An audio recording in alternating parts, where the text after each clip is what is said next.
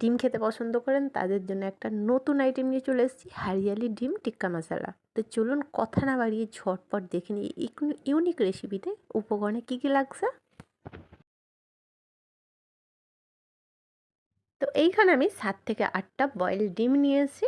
আর লাগছে আমাদের এখানে 100 গ্রাম টক দই লাগছে, এটা কিন্তু অল্প জল দিয়ে ফাটিয়ে রেখে দিয়েছি প্রত্যেকবারের মতো। আর লাগছে এখানে 3টা মাঝারি সাইজের পেঁয়াজ, খুব ছোট ছোট করে কেটেছি, দেখতেই পাচ্ছেন। এখানে 1 মুঠো ধনেপাতা নিয়েছি ফ্রেশ, এবং 4 থেকে 5টা আস্ত মরিচ নিয়েছি। মশলা কী কী লাগছে একটু দেখে নেব। বেশ কিছুটা দেখুন জিনিস নিয়েছি। ফার্স্ট 1 টেবিল চামচ আস্ত জিরা, 1 টেবিল চামচ জিরার গুঁড়ো, 1 টেবিল চামচ ধনিয়ার গুঁড়ো, 1 টেবিল চামচ গরম মশলার গুঁড়ো, 1 টেবিল চামচ হলুদের গুঁড়ো, 1 টেবিল চামচ আদা রসুনের পেস্ট, হাফ টেবিল চামচ লাল লঙ্কার গুঁড়ো, 8 থেকে 10টা আস্ত কাজু, এবং 2 টেবিল চামচ মেথি, কসুরি মেথি। আস্ত গরম মশলার মধ্যে 2 টুকরো দারচিনি, 3 থেকে 4টা এলাচ, আর হচ্ছে চারকোল কয়লা নিয়েছি 2 থেকে 3 টুকরা। আর এখানে লাগছে কিছুটা বাটার।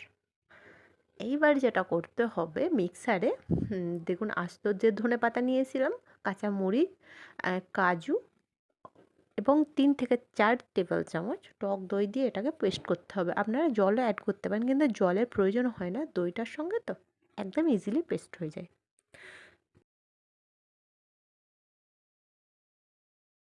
এদিকে তো পেস্টটা আমি করতে দিয়ে দিয়েছি এবং করা হয়ে গেছে। এইদিকে আমাদের ডিমগুলো একটু কাটিং করে নিতে হবে। তো কাটিং করার জন্য দেখুন একটা ছুরি নিয়েছি, ছুরি দিয়ে এইভাবে কাটিং করবে, রাউন্ড শেপভাবে ধীরে ধীরে করবেন। আপনাদের যদি কাটার মেশিন থাকে, মানে ওই ডিম কাটার মেশিন, ঠিক আছে, আমি দেখেছি অনলাইনে, আমি অ্যাকচুয়ালি কেনা হয় না আমার।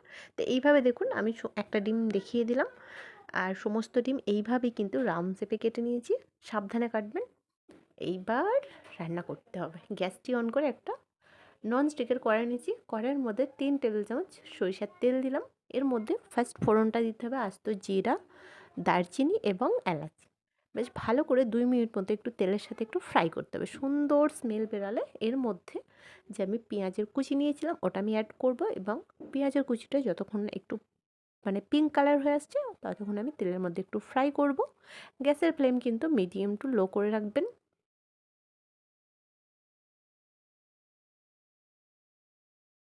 তো দেখুন পেঁয়াজের কালারটা বেশ পিঙ্ক কালার চলেছে। এই স্টেজে আমি যে আদা রসুনের পেস্টটা নিয়েছিলাম ওটা অ্যাড করব, এবং 3 থেকে 4 মিনিট আবারও তেলের সাথে পেঁয়াজের সাথে একটু ফ্রাই করব, কাঁচা গন্ধ যতক্ষণ না আদা রসুনের যাচ্ছে।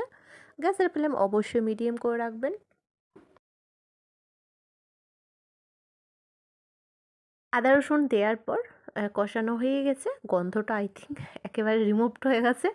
এইবার যেটা করতে হবে ধীরে ধীরে যে গুঁড়ো মশলা নিয়েছিলাম ওগুলো অ্যাড করতে হবে। ফার্স্ট হলুদের গুঁড়ো, এইবার লাল লঙ্কার গুঁড়ো, ধনিয়ার গুঁড়ো, জিরার গুঁড়ো, এবং গরম মশলার গুঁড়ো। মশলাগুলো দিয়ে এবার ভালো করে কষাতে হবে। তবে হ্যাঁ, এখানে অল্প জল অ্যাড করতে পারেন, তবে হ্যাঁ বেশি না কিন্তু। 3 থেকে 4 টেবিল চামচ এখানে জল অ্যাড করবেন, তাহলে কি মশলাটার সাথে ভালো করে কষাতে সুবিধা হবে।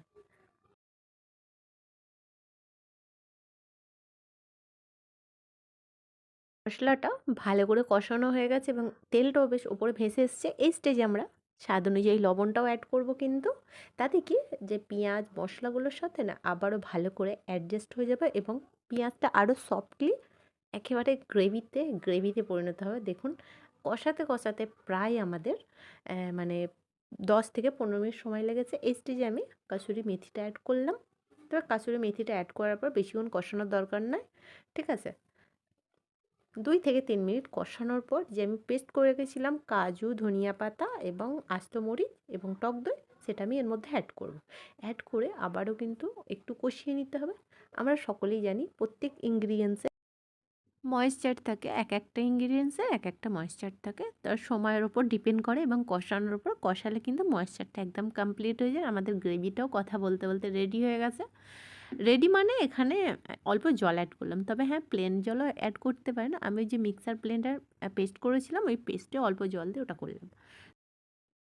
এই স্টেজে আমাদের যে কাটিং করা ডিমগুলো আমি অ্যাড করে দিলাম, এবং বি কেয়ারফুল, বেশি নাড়াচাড়ার দরকার নেই, তাহলে কিন্তু ডিম থেকে কুসুমগুলো আলাদা হয়ে যাবে আর খেতে ভালো লাগবে না। জাস্ট কড়াটা ডান্ডিটা ধরে জাস্ট এইভাবে হেলিয়ে দুলিয়ে জাস্ট দেবেন, তাহলেই কি মানে গ্রেভির সাথে ডিমগুলো একেবারে দেখুন মিশে মিশে গেছে। এবারে ঢাকাটা বন্ধ করে এক্কেবারে লো ফ্লেমে 15 মিনিটের মধ্যে একদম রেডি হয়ে যাবে। তো গ্যাসের ফ্লেম আমি অফ করে দিয়ে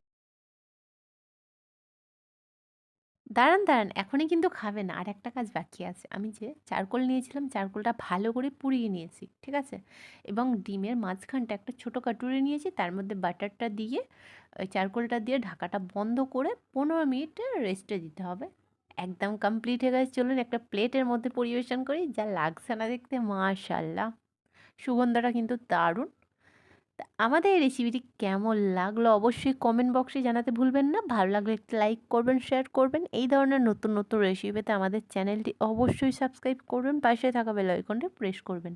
ভালো থাকবেন, সুস্থ থাকবেন। আবারও দেখা হচ্ছে নতুন একটি রেসিপির সাথে।